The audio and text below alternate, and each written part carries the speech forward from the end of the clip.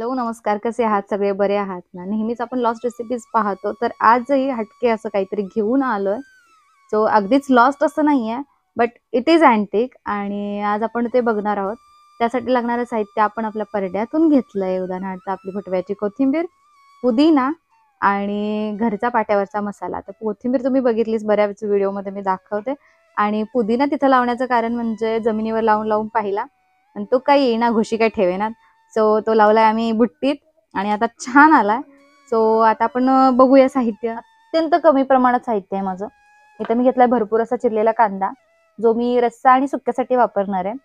आणि इथं आहे हा थोडासा पाट्यावरचा मसाला. पाट्यावरच्या मसाल्यात आपण घेतलंय तीळ, जिरं, आलं, लसूण, चेरी टोमॅटो, सुकं खोबरं आणि कोथिंबीर. ही आपली कोल्हापुरी लाल तिखट. मी कुठलाही गरम मसाला, चिकन मसाला किंवा कोणत्याही प्रकारचा मसाला घालणार नाहीये. आणि इथं घेतले मी पुदिना आणि कोथिंबीर चॉप करून बारीक. आणि हे आपलं चिकन आहे, त्याला आपण मॅरिनेट वगैरे काही करणार नाहीये, फक्त हळद घालून थोडस 2 मिनिटं ठेवायचं आहे फोडणी घालूपर्यंत.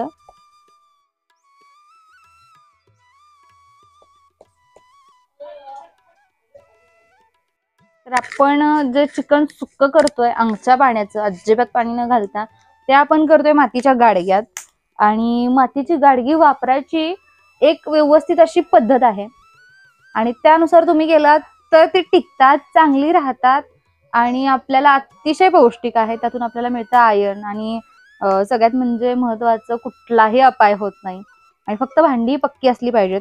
भांडी बघून घ्यायचं. एक सगळ्यात मोठं टिप म्हणजे वाजवायची, खणखण आवाज आला पाहिजे, डबडब असा येता कामा नये. आणि त्यानंतर तुम्ही उन्हात असं धरायचं भांड आणि आतमध्ये बघायचं चीर वगैरे आहे का, सगळ्यात महत्वाचं.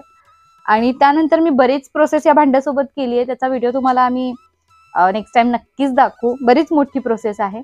आणि सगळ्यात महत्वाचं, फोडणी देताना रिकामं भांड चुलीवर किंवा गॅसवर ठेवायचं नाहीये.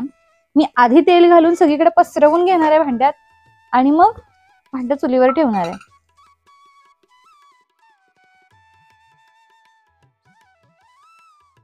घालते मी 2-3 चमचे तेल.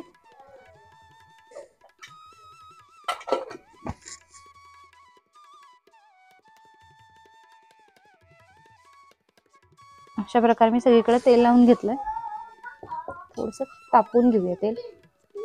तेल तापले, आपण कांदा घालून घेऊया.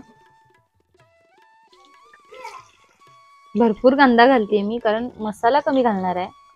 आपण मीठ घालूया. मी 1 चमचा मीठ घालते आता, नंतर चवीनुसार बघून घालूयात आपण.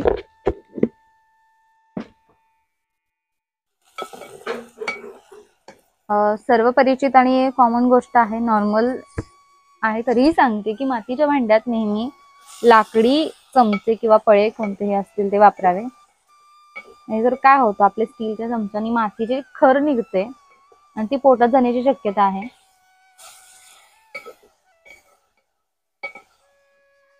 पंधरा मिनिटं झालीत मी कांदा भाजतीये. 15 मिनिट. आत्ता कुठे हा लालसर झालाय किंचित. काय करायचं, इतका वेळ लागतो मातीच्या भांड्यात, चवी तितकीच कमाल असते ना.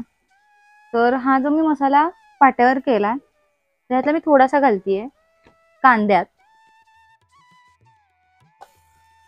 मी सुकं खोबरं वापरलंय मसाल्यात, ओला नारळ नाही वापरला.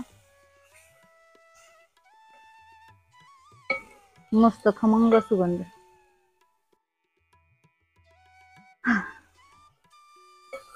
तर आपण ह्यात आपली कोल्हापुरी लाल तिखट जी आहे घरगुती, ती ऍड करते मी. पाहणारच आहात, मी कुठल्याही प्रकारचा गरम मसाला अजिबात वापरणार नाहीये. आणि तरी सुद्धा आपलं सुक्क हे एकदम खमंग आणि झणझणीत होणार आहे. आता कांदा व्यवस्थित कुक झाल्यामुळे त्याला तेल सुटायला फारसा वेळ लागला नाही, पटकन तेल सुटलंय मसाल्याचं. आणि आता आपण यात चिकन ऍड करणार आहोत.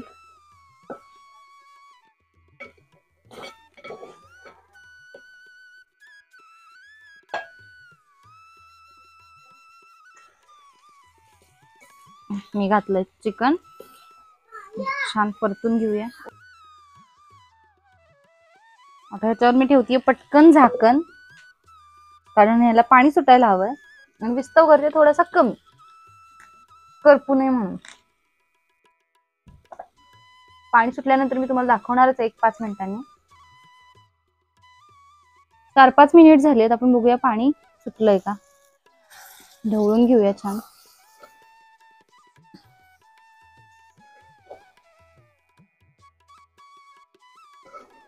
छान त्याची कुकिंग प्रोसेस चालू आहे. मातीच्या भांड्यात चिकन हे मोजून 10 मिनिटात शिजतं. आणि आता पहिला उसळ आपण बघितलाय छानपैकी. त्यात आपण घालूया पुदिना आणि कोथिंबीर.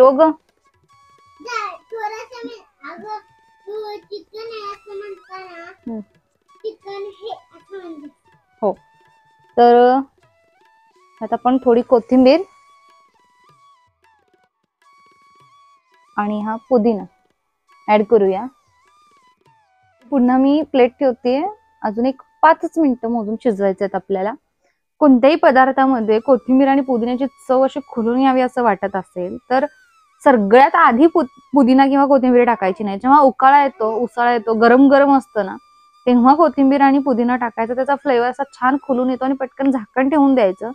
मस्त फ्लेवर येतो, कमाल स्मेल आणि सगळीकडे दरवळतो वास. ही रेसिपी तुम्हाला कशी वाटली हे कमेंटमध्ये नक्की नक्की कळवा. आणि चॅनलवर नवीन असाल तर चॅनलला सबस्क्राईब करा. हेल्दी खा, हेल्दी राहा, निसर्गाशी कनेक्टेड राहा.